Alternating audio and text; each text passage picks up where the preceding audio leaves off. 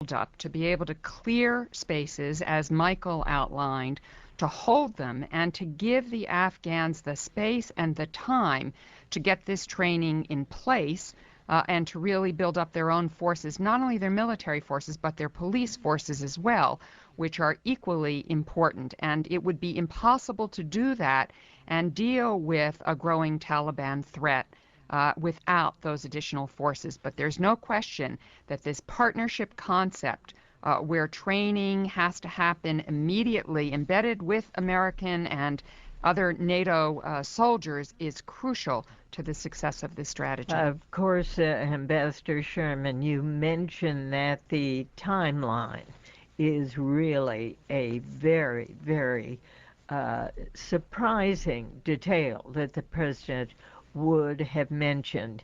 18 months is not very much time to accomplish what the President wants. Should he have mentioned that 18-month timeline? Is that simply giving the enemy time to lie back, lay quiet, or is it sending Karzai the important signal? I think that it is a calculated risk. I think that Secretary Gates, in fact, is someone who very much supported putting in a timeline, which one would not expect from a Secretary of Defense for exactly the reason you laid out. But I think he believed unless Karzai understood that we would not be there forever, he would not take the actions he needed. He also encouraged, and the President ordered, that this deployment really happened quite rapidly over 6 months, which is incredibly fast, not at all expected by any of us, I think, so that people get in, the training takes place, the transfer proceeds. But also, let's remember what was detailed again this morning, and I'm sure we will hear in congressional testimony, which is July 2011, is the beginning, and the duration and pace will be dependent on conditions on the ground. So beginning may be very little, or it may be quite a bit, and it'll depend on how much progress is made. Colonel Macgregor. Karzai's government is not going to reform or change. It is a criminal organization that thrives on corruption and the heroin trade. Billions of our dollars have already disappeared into bank accounts in Switzerland and in the Gulf Emirates. More money will be lost. We're not going to make any headway there. The 11, 12, 13 million Pashtun will not accept government from Kabul under Karzai's leadership and that of his family.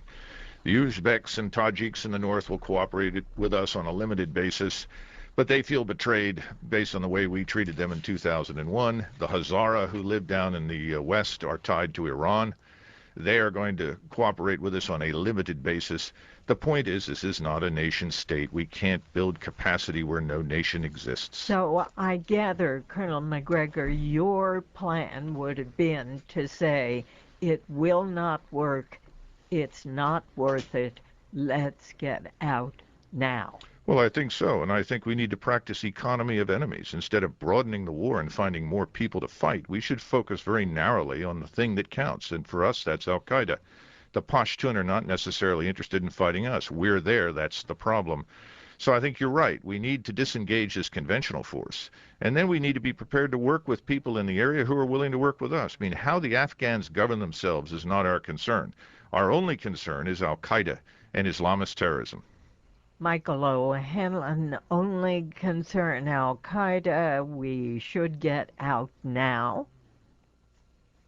Well, you know, I have to say that I think what Colonel Macgregor is outlining is essentially what we tried for 5 or 6 years, and it didn't work. We tried to create local alliances with various warlords and strongmen while supporting a weak central government, and we saw the deterioration in conditions that resulted. Now, I don't want to make this too absolute, because I may wind up falling back in support of the strategy he's just outlined as the only thing we have left if in 2011 or so we haven't seen Afghan institutions begin to emerge in the way they must. And so I admit we are in a world of poor choices, but I still would argue and emphasize that we have tried this terrorism-centric approach before, and it's precisely what's left us in the position we're in today. All right, I'm going to open the phones here.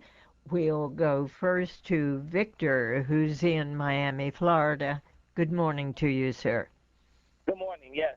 My question is, I hear a lot about good Taliban and bad Taliban.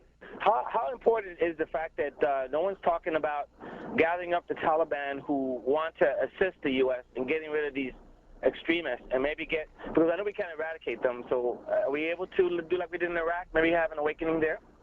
Ambassador Sherman.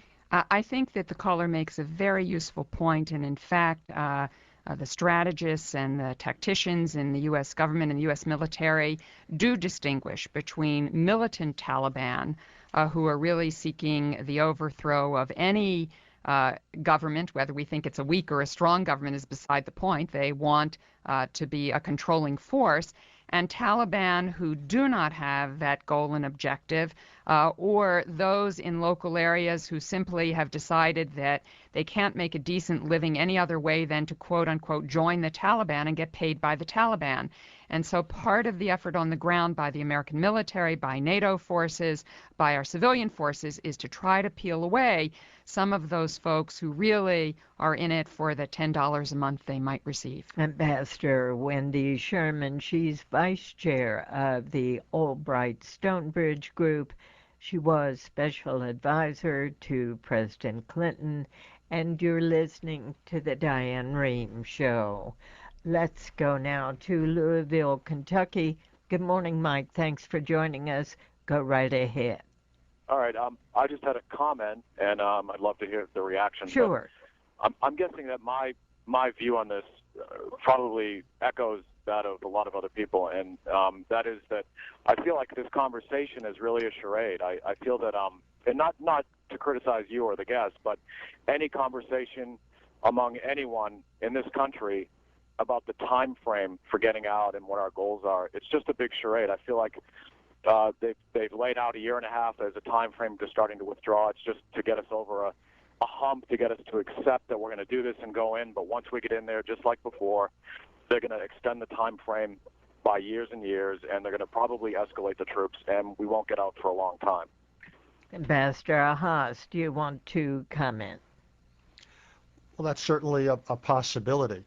After 18 months, if there isn't a positive momentum, you could have a situation where the president has to decide either to continue on or actually even to increase our forces or to make good on his speech, to begin the drawdown, though, again, as Wendy Sherman correctly pointed out, the pace and the level of incline, if you will, of the drawdown is up for grabs. That's, again, the fundamental uncertainty about the policy. To the extent we're trying to build up a partner to fight a counterinsurgency, all we can measure is how much we put into it. What we can't predict in advance is how successful the policy will be. So in many ways, we're leaving ourselves hostage to an imperfect Afghan partner, just as we're very much hostage to the behavior of an imperfect partner across the border in Pakistan, and that's the risk, if you will, of pursuing this sort of policy in this part of the world. Ambassador Haas, I want to go back to the very questions that you raised. Number one, will this policy work? Number two, is it worth it? If the questions are for me, I'm not confident. I'm not confident at all the policies will work, given the history of Afghanistan in particular. And secondly, do I think it's worth it? No, I have big doubts, and I would come up with a policy not of leaving Afghanistan, but of dramatically reducing what we do. Essentially, as I mentioned before, I think not having a policy based upon counterinsurgency and a large amount of American military operations, but a much more modest policy based upon trying to build up the Afghans, not simply in Kabul, but as best we can. Because at the end of the day, Diane, it's important not simply to look at Afghanistan in and of itself, and as we talked about before, how important it is about terrorism or Pakistan, but this is just one square on the chessboard. There's an entire world out there, and there's a world that includes an Iranian nuclear program, a North Korean nuclear program, a rising China, India, and so forth. And the idea that this president would want or allow Afghanistan to become so central to his national security policy and to the United States over the next 3 or 4 years,